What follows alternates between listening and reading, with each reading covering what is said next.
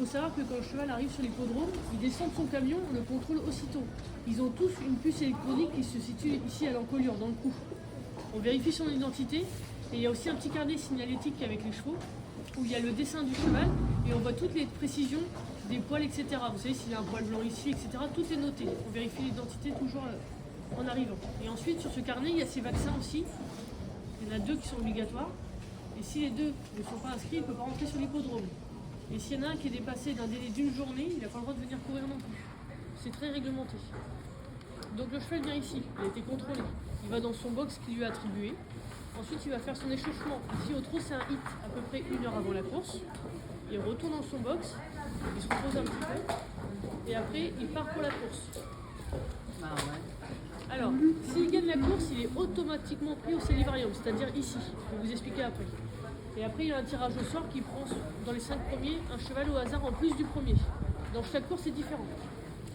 Donc, si le cheval a gagné, il y a un vétérinaire qui le suit directement dès la sortie de la piste. Il ne le quitte pas des yeux, il reste avec lui. C'est pour ça qu'il y a plusieurs vétérinaires. Le cheval va retourner à son box, va se déshabiller, on va lui enlever sa selle ou son sulky. Ensuite, il va se doucher entièrement.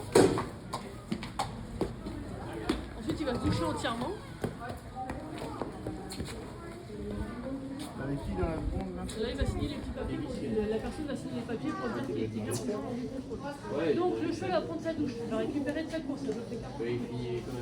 Et ensuite il vient ici, le vétérinaire est toujours avec lui. Il rentre dans un des box qui est ici, forcément un box qui est ici. Et ensuite il y a un contrôle urinaire. Tout est envoyé dans la journée pour succéder.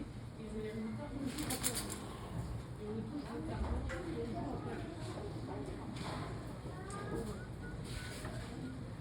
Vous avez vu ça?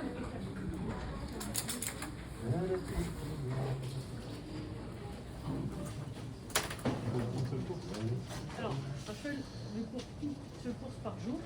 Les jockeys peuvent faire toutes les courses de la journée, les jockeys l'hiver. Et un cheval, ça court à peu près 1 à 2 fois par mois.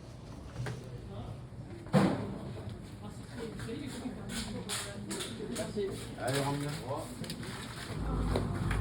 C'est un effort, c'est comme nous, hein, la course à pied, c'est des athlètes qui sont entraînés pour, mais ils perdent du poids. Et encore, c'est léger. Vous savez, en obstacle, ils peuvent perdre jusqu'à 10 kg.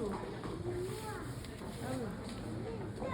Donc du coup, aussi quand on parle de dopage, on ne parle pas d'une piqûre pour que le cheval aille plus vite. Ça n'existe pas. On parle de délais de traitement vétérinaire qui n'ont pas été respectés.